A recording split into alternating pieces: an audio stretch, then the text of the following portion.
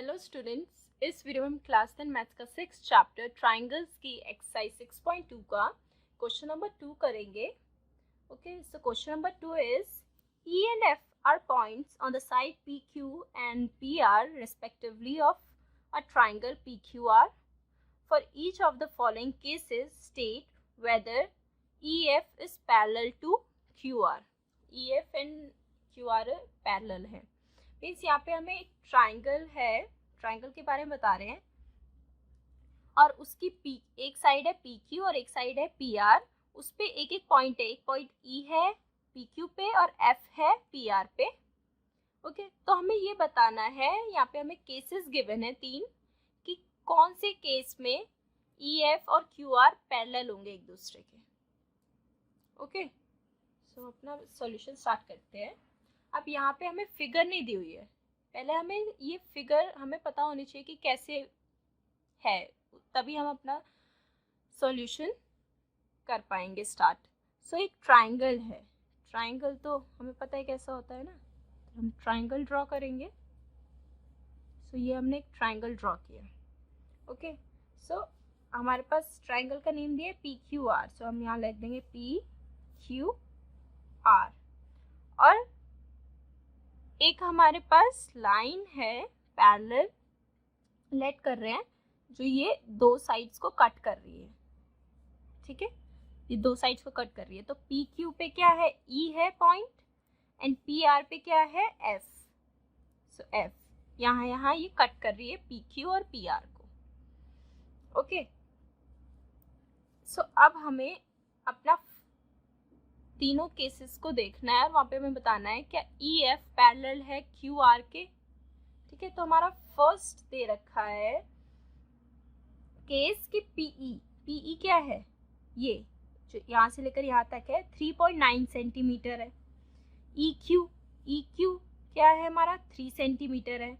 PF 3.6 centimetre है. FR हमें 2.4 centimetre दिया है. ठीक है, तो क्या ये पैरेलल होंगी. अब जब भी अगर ये लाइन पैरेलल होगी, ये दोनों एक दूसरे की पैरेलल होंगी, तो वो कब होंगी, जब हम यहाँ पे BPT थ्योरम लगा रहे हो. मीन्स जब PE अपॉन EQ इक्वल हो PF अपॉन FR के. ठीक है, तभी इक्वल होगी. ओके, सो सबसे फर्स्ट हम क्या करेंगे, PE अपॉन EQ का रेशियो निकालेंगे. सो केस फर्स्ट, ठीक है, फर्स्ट वाला कर रहे हैं जब PE इक्वल्स टू 3.9 है. सो PE upon EQ, PE upon EQ, PE कितना है 3.9 अपॉन EQ कितना गिवन है 3. सो इसको हम अगर हम सॉल्व करेंगे तो 1.3 अपॉन 1 रेशियो आ रहा है. ठीक है, 3 1 सा 3 एंड 3 3 सा 9, इतना ये रेशियो आ रहा है. ये हमने इस साइड का निकाल लिया. अब हम इस साइड का निकालेंगे PF अपॉन FQ. ठीक है, सो PF अपॉन FR, सॉरी. ठीक है, सो PF हमें क्या गिवन है 3.6 सेंटीमीटर एंड FR इज 2.4. सो इसको डिवाइड करेंगे तो 12 3 सा 36 होता है एंड 12 2 सा 24. ठीक है, सो ये आ गया 3 अपॉन 2 और ये क्या आया था 1.3 अपॉन 1. सो ये तो डिफरेंट आ रहा है, इनका रेशियोज डिफरेंट है दोनों साइड्स का, जो कि हमें, लेकिन अगर ये पैरेलल होती तो ये दोनों सेम आने चाहिए थे, बट डिफरेंट आ रहा है. मीन्स ये जो हमारी EF है और QR है, ये एक दूसरे के पैरेलल नहीं है. ठीक है, तो ये क्या लिख देंगे, PE upon EQ is not parallel, not equals to PF and upon FR. ठीक है, not equal है, तो इसलिए ये क्या होंगी, ये पैरेलल नहीं होंगी.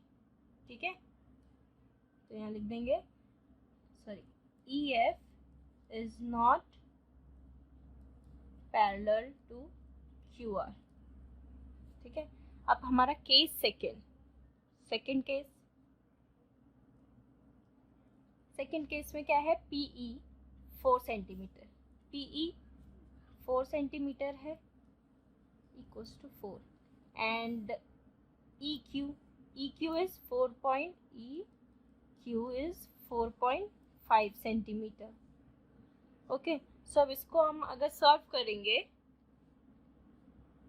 ठीक है, तो यहाँ से हम अगर पॉइंट हटाए तो ऊपर एक 0 लग जाएगा, तो ये बन गया 40 और ये बन गया 45।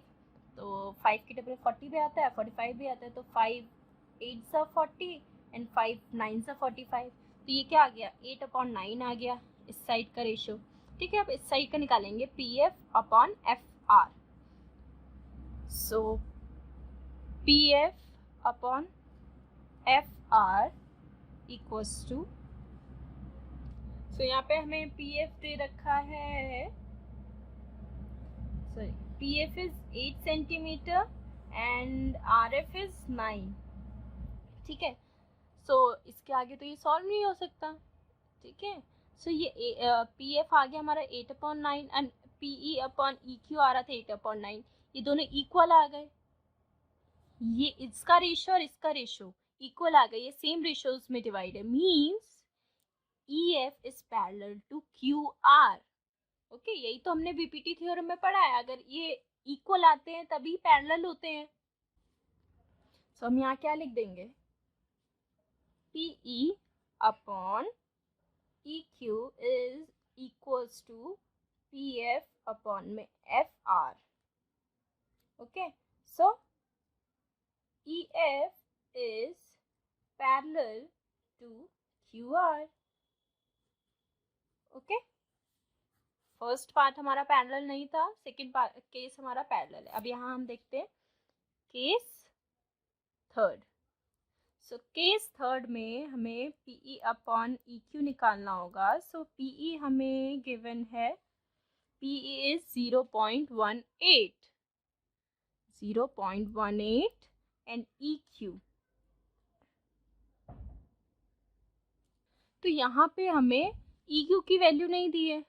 ठीक है, हमें EQ की वैल्यू यहाँ पे नहीं दी है, बट हमें क्या दिया है, PQ की वैल्यू दी है, इस पूरी लाइन की वैल्यू दी है कि ये कितनी सेंटीमीटर्स है, और PE दे दिया है। तो अगर हमें इसकी नहीं दी है, इस पूरे की दी है और इतने की दी है, तो इस PQ में से हम PE माइनस कर दे तो हमारे पास EQ बचेगा। ठीक है, तो हमारे पास कैसे, हम EQ कैसे फाइंड आउट करेंगे, PQ की वैल्यू में से हमें PQ दिया है हमें 1.28। अब इस 1.28 में से हम माइनस कर दे PE इज 0.18, तो हमें मिल जाएगा हमारा EQ। ठीक है, सो PQ में से माइनस करेंगे PE। ठीक है, सो PQ is 1.28 minus PE is 0.18, तो क्या आएगा, 8 में से 8 माइनस किया 0, 2 में से 1 गया 1.1 बच गया, तो ये क्या आ गया 1.10। ओके, सो ये 1.10 आ गया हमारा, ये क्या आया है EQ, इट इज EQ, ये हमारा EQ आ गया। तो अब EQ आ गया हमारा, यहाँ पे पुट कर देंगे 1.10।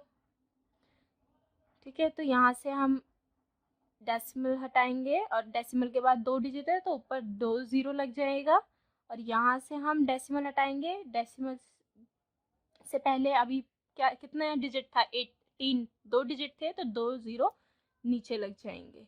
ठीक है, तो 1 0 2 0 1 0 2 0 2 0 ऊपर नीचे दोनों ही कट गए, ऊपर क्या बचा 18 और नीचे 110। ओके, अब इसको और थोड़ा सॉल्व करेंगे।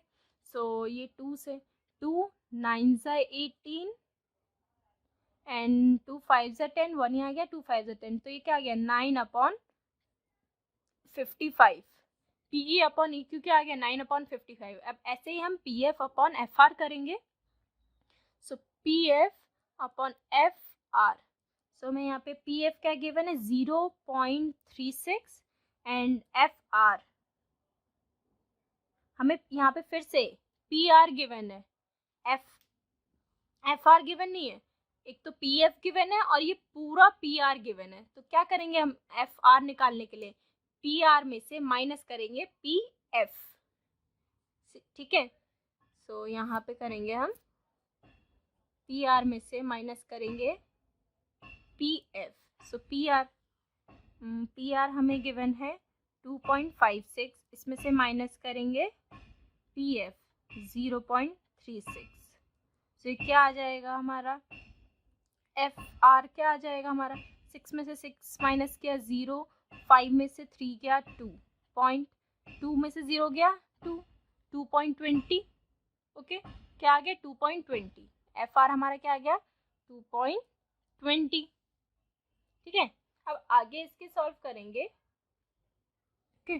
सो अब यहाँ पे हम क्या करेंगे, यहाँ पे पॉइंट के बाद 2 डिजिट है और यहाँ पे भी पॉइंट के बाद 2 डिजिट है, तो ऊपर नीचे दोनों पे हम 100 से मल्टीप्लाई कर दें, या तो पॉइंट के बाद यहाँ पे भी 2 डिजिट है, यहाँ पे भी 2 डिजिट है, तो सिंपल हम पॉइंट को हटा के यहाँ लिख देंगे 36/220, ठीक है।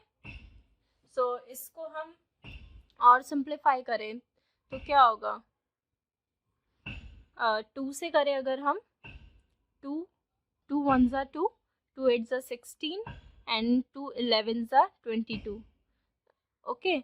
एंड उसके बाद अगर हम दोबारा 2 से करें, 2 9 ज़ा 18, 2 5 ज़ा 10, 1 गया 2 5 ज़ा 10, तो ये P F upon F R कितना आ गया यहाँ पे 9/55, ठीक है। और हमारा पीई अपॉन ई क्यू भी 9/55 आया था, मीन्स इस साइड का रेशो और इस साइड का रेशो दोनों क्या है, इक्वल आया। तो इसका मतलब क्या है, E F and Q R is parallel, ठीक है।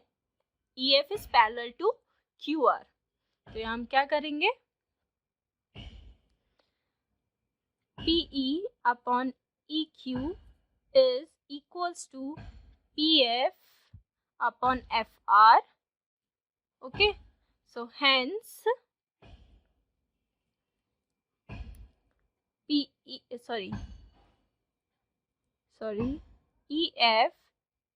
is parallel to QR.